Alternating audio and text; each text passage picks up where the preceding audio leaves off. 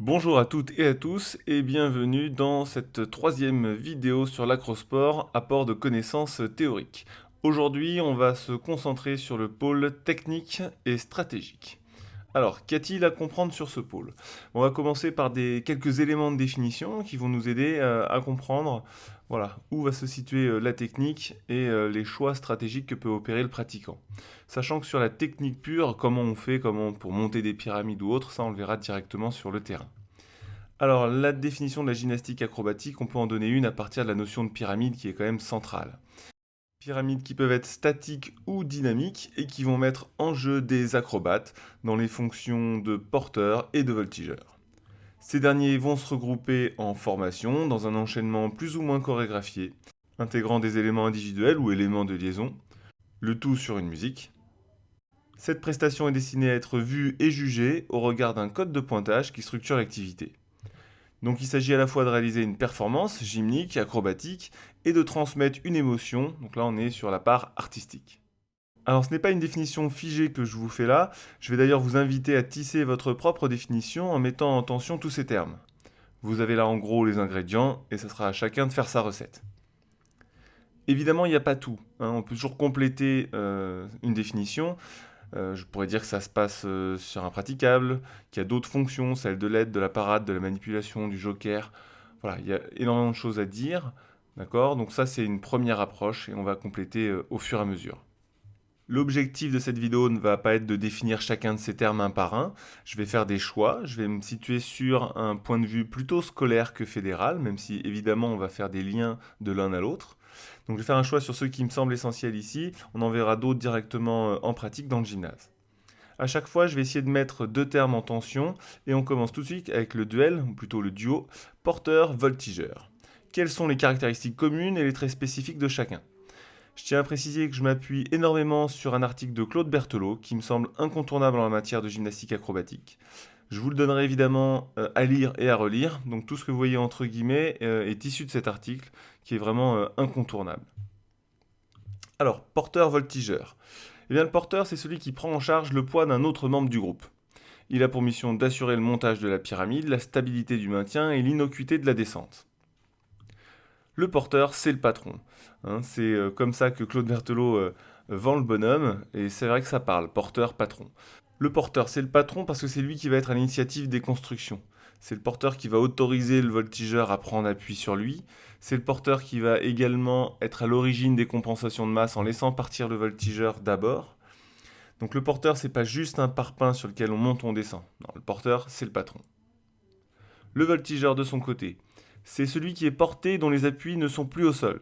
Donc, sa mission, c'est de se rendre le plus portable possible, c'est-à-dire à trouver les postures les plus utiles au porteur. On va voir qu'il y a en la matière des règles à respecter. Et si on dit que le porteur c'est le patron, on va dire que le voltigeur, c'est la vedette. Parce que c'est lui que le spectateur a tendance naturellement à regarder, parce que c'est lui qui finalise la forme corporelle de la pyramide. Donc voilà, pour toutes ces raisons, le porteur c'est la vedette. Voilà quelques exemples où on distingue bien les rôles. Alors, qu'ont en commun ces deux fonctions de porteur et de voltigeur? Chacun des deux protagonistes doit s'assurer de la qualité de ses appuis. Le porteur au sol, le voltigeur sur le porteur, c'est la garantie de leur sécurité réciproque. Ils doivent également maintenir le meilleur alignement segmentaire possible, parce que c'est ce qui leur permet d'éviter des effets de levier. Là, on a un dicton, c'est moins je porte, mieux je me porte. Donc il faut porter intelligemment, ça veut dire se rendre portable d'un côté, et puis vraiment chercher un maximum d'alignement segmentaire. Ensuite, il faut rester gainé. Ça, c'est vraiment valable pour les deux. C'est un gage de stabilité de la pyramide et surtout de l'innocuité de celle-ci. D'accord? Des acrobates qui sont gainés, c'est vraiment une des qualités physiques à développer dans cette activité. Enfin, la communication, c'est important. Informer ses partenaires en cas de difficulté. Donc, on n'attend pas que la pyramide s'écroule. Donc, cette communication doit être partagée entre les acrobates. Maintenant, chacun dans son rôle a des missions propres qui vont se répondre. Alors, par exemple, le porteur, il doit aider le voltigeur à monter et à se stabiliser. Et évidemment, le voltigeur de son côté ne doit monter que sur un porteur qui est stabilisé. Donc il doit savoir, avant de monter, quelles sont les actions à réaliser. Parce que dans l'idée, le porteur devrait porter de 5 à 15 secondes au maximum. Et pas trop longtemps. Après, ça commence à devenir pénible et c'est des risques de chute qui deviennent de plus en plus importants. Donc le voltigeur de son côté doit enchaîner les actions de montée rapidement mais sans précipitation. Le porteur est responsable de la sécurité du voltigeur et donc il doit participer au contrôle de la descente et de la réception. Il en est responsable jusqu'à ce que le voltigeur arrive au sol. Et ça serait particulièrement inacceptable dans cette activité de voir un porteur s'écarter lors d'une chute ou la fin d'une descente de pyramide et laisser tomber le voltigeur. C'est impossible, ça brise le lien de confiance qu'on cherche à créer dès la première séance. Donc le porteur est toujours responsable. D'accord. C'est pour ça qu'on dit porteur-patron, c'est que ça parle, c'est lui le responsable de la sécurité de son voltigeur. De son côté, le voltigeur doit faire également attention de ne pas prendre impulsion sur son porteur pour sauter vers le sol et doit lui aussi chercher à contrôler sa descente. Enfin, le porteur est celui qui prend l'initiative de compensation de masse, on l'a vu, parce qu'en général, son gabarit fait qu'il est plus lourd, et donc c'est au voltigeur d'être à l'écoute du porteur en la matière. Les acrobates peuvent changer de rôle dans certaines configurations, passer porteur-voltigeur. Là, on a un exemple très classique.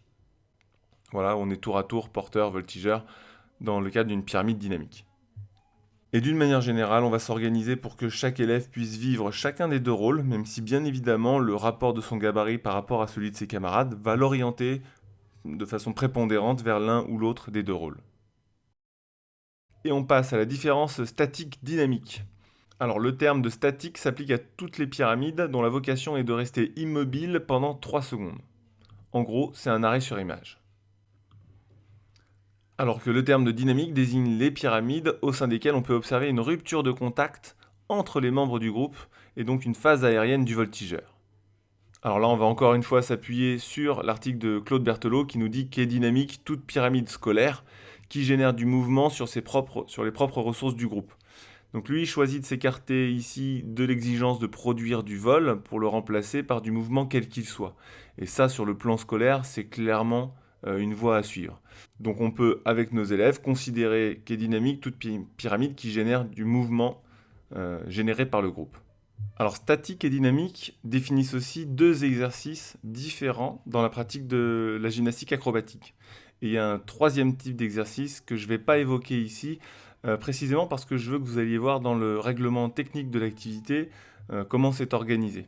Donc je ne vous en parle pas ici volontairement, mais il y a un troisième exercice. Donc un premier qui est dit statique, un deuxième dynamique, et il y en a un dernier que je vous laisserai aller voir dans le règlement technique de la gymnastique acrobatique. Et donc on passe au couple suivant, maîtrise et complexité. C'est là qu'il va y avoir de l'enjeu et des choix à faire en tant que pratiquant pour être capable de présenter des figures les plus complexes possibles et en même temps les plus parfaitement maîtrisées. Alors la maîtrise s'apprécie sur le montage, le maintien et le démontage. Sur chacun de ces critères, on peut distinguer différents niveaux de maîtrise. Ce qu'on attend du montage, c'est d'abord qu'il soit sécurisé, en termes de prise, en termes d'appui, en termes d'ordre de pose des appuis. On ne doit pas avoir un porteur qui est en souffrance parce qu'il a 2 pieds en plein milieu du dos. D'accord, ça, c'est pas possible. Donc le montage sécurisé, c'est le premier niveau d'exigence. Ensuite, on veut qu'il soit rapide, mais pas précipité, pour éviter au porteur de porter longtemps. On a dit dans la slide précédente, s'il porte entre 5 à 15 secondes, c'est déjà beaucoup, 15 secondes. Ok ? Donc le montage doit être rapide, mais pas précipité. Le voltigeur doit savoir comment il monte, comment il s'y prend. Voilà, tout ça, ça doit être organisé. Ensuite, l'idée, c'est d'aller vers un montage acrobatique. C'est le dernier niveau. C'est l'idée de dépasser un montage purement fonctionnel pour aller vers un montage qui utilise un peu plus des éléments individuels ou des portées pour aboutir in fine à la construction. On travaillera ce point spécifiquement en pratique directement dans le gymnase. Au niveau du maintien, ce qu'on attend, c'est de la stabilité. C'est-à-dire pas de tremblement, pas d'appui fuyant qui laisse penser que ça va pas tarder à s'écrouler. Non, on veut vraiment 3 secondes d'immobilité totale, donc en pleine stabilité. Pour le démontage, j'y reviens pas, c'est sensiblement la même chose qu'au montage, mais dans l'autre sens. À ceci près que sur l'aspect sécurisé, on attend vraiment que le porteur soit responsable de son voltigeur jusqu'à la fin de la descente, jusqu'à la reprise d'appui du voltigeur au sol. La complexité maintenant. Alors on parle de complexité, non de difficulté. La complexité, c'est quelque chose qu'on va pouvoir objectiver, hein. C'est quelque chose d'objectif qu'on peut critérier, alors que la difficulté, elle, sera beaucoup plus relative aux capacités des gymnastes. Donc plus quelque chose est complexe, effectivement, plus ça va être difficile à maîtriser pour les gymnastes, d'accord? Mais ce sont deux notions différentes. Donc une pyramide est complexe lorsqu'elle intègre certains éléments de complexité, comme la forme, la hauteur, du renversement et de la dépendance. Et là, ça vaut le coup d'entrer un peu dans le détail. Alors, on va voir différents niveaux de complexité. Donc là, j'ai coupé en trois, on pourrait en définir d'autres. Voilà, c'est pour donner quelques repères. Au niveau de la forme de la pyramide, on peut considérer que plus la base est étroite, plus la structure est évasée en quelque sorte, et plus la pyramide est complexe, parce que l'équilibre est moins stable du fait d'un polygone de sustentation plus petit. La hauteur rentre aussi en ligne de compte, parce que plus une structure est haute, plus son centre de gravité est haut, et donc plus l'équilibre est difficile à maintenir. Au niveau scolaire, on va néanmoins limiter cette hauteur pour limiter les risques de chute. Une hauteur de 1,5 qui correspond à un voltigeur assis sur les épaules d'un porteur debout, c'est à mon avis largement suffisant pour visiter une multitude de pyramides. Il n'y a pas forcément besoin d'aller au-delà. Après, selon le niveau de vos élèves, c'est à vous de vous adapter. Ok, mais pour l'instant, moi, c'est ce que je préconise dans l'enseignement secondaire. Non, les deux critères de complexité les plus intéressants à investir sont clairement le renversement et la dépendance. Au niveau du renversement, plus on s'approche de l'ATR, plus il y a d'acrobates renversés et plus c'est complexe. Et enfin, au niveau de la dépendance entre les acrobates, qui correspond, on va dire, au degré de partage de l'équilibre collectif dans la construction, et bien plus il y a d'acrobates en interdépendance et plus la pyramide est complexe. Alors ce tableau, c'est clairement un choix personnel de critères. On pourrait en prendre beaucoup d'autres, comme le nombre d'acrobates, le rapport entre nombre de porteurs, nombre de voltigeurs, le type de prise ou le type d'appui, enfin, on peut prendre une multitude de critères. On a tout intérêt en tant qu'enseignant à ne pas rentrer dans une usine à gaz, mais plutôt à construire des repères, à la fois pour faire accéder nos élèves à la compréhension de ce que c'est que la complexité d'une pyramide, et puis pour se doter d'une sorte d'outil au service de la création de pyramides. Ça, je vous proposerai une séquence directement sur le terrain où on va jouer sur des contraintes à respecter pour construire des pyramides. Alors pour être sûr que tout le monde comprenne bien, on va prendre un exemple assez rapidement sur une pyramide très classique. Donc là, on est clairement sur une pyramide de forme évasée. Donc au niveau de la forme, on est au maximum du niveau de complexité dans notre tableau. Il y a de la hauteur puisque le voltigeur, qui n'est pas en appui sur le sol, est sur les genoux de celle qui porte. Par contre, là, il n'y a pas de renversement, évidemment. Mais elles sont bien en situation d'être interdépendantes. Si on voulait mettre tous les curseurs au dernier niveau de complexité dans le tableau, il faudrait que la voltigeuse soit à l'ATR. Là, on est sur quelque chose, évidemment, d'encore plus complexe. Ce qui est intéressant ici, c'est qu'on a un outil qui permet de faire des choix stratégiques. On va pouvoir complexifier ou simplifier les pyramides selon les 4 axes, de façon à assurer la maîtrise de la construction. On peut choisir d'évaser la forme, de rajouter de la hauteur, d'augmenter le nombre de personnes renversées ou la nature du renversement, et d'ajouter de la dépendance ou de l'interdépendance entre les acrobates. On peut faire le chemin inverse pour simplifier la pyramide. Par ailleurs, ce sont aussi des observables qui sont assez faciles à identifier. Ça peut constituer la base d'un code de pointage scolaire qui va permettre de coter les pyramides. On verra comment on peut s'y prendre directement sur le terrain. Attention néanmoins, en ce qui concerne les pyramides dynamiques, c'est un peu différent. On ne peut pas appliquer ce tableau tel quel. Mais on va s'appuyer sur des critères assez similaires comme la quantité de rotation et la hauteur de cette rotation. On approfondira ça ensemble directement sur le praticable. Alors, dernier aspect technique pour aujourd'hui, enchaînement versus chorégraphie.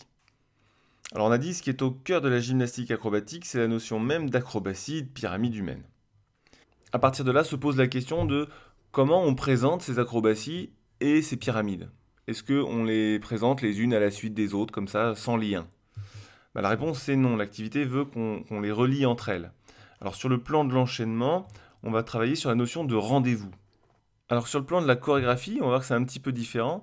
On va travailler sur la notion d'effet.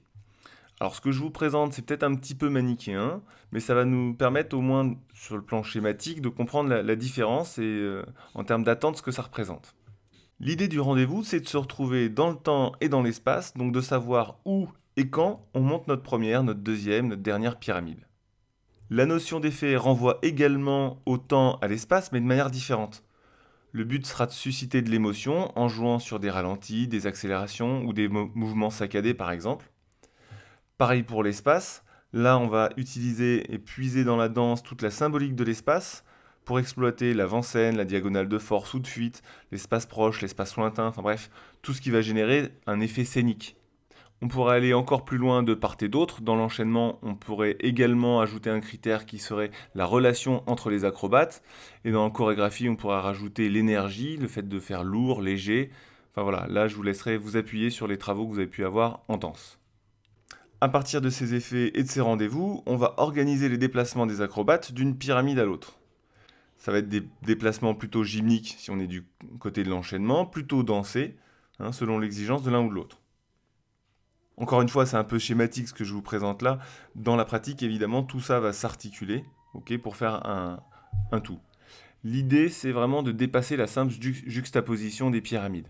On ne peut pas juste les présenter les unes à la suite des autres en enfilade sans aucun lien. Donc la façon de les relier, c'est de chercher à les enchaîner sur le plan gymnique, en gérant des déplacements qui soient faits autrement que simplement en marchant, de façon fonctionnelle, et plutôt en ajoutant des éléments individuels, éléments de liaison, et puis de puiser dans le répertoire de la danse, ce qui va nous renforcer sur le plan artistique, de manière à avoir un enchaînement qui est le plus chorégraphié possible. Attention néanmoins, et vous lirez ça dans l'article de Claude Berthelot, de ne pas entrer dans la dérive artistique, où on a une tentation de faire finalement de la danse qui intègre vaguement quelques pyramides.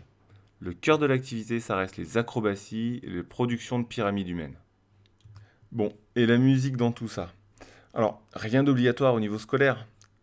C'est intéressant d'avoir un support musical, néanmoins, ne serait-ce que pour éviter le côté pesant, voire oppressant pour les élèves d'une prestation qui se fait complètement en silence.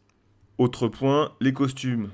Là encore, au niveau scolaire, rien d'obligatoire. Ça peut être sympa d'avoir une certaine unité vestimentaire au sein d'un groupe, donc pourquoi pas. Après, on peut s'interroger sur la plus-value éducative que ça aurait en milieu scolaire. Là, c'est à vous de voir. Qu'est-ce qu'on retient de tout ça? Au moins les notions essentielles de porteur, de voltigeur, de statique, de dynamique. Vous devez être capable de me donner des éléments de définition de tout ça, puis de les mettre en tension.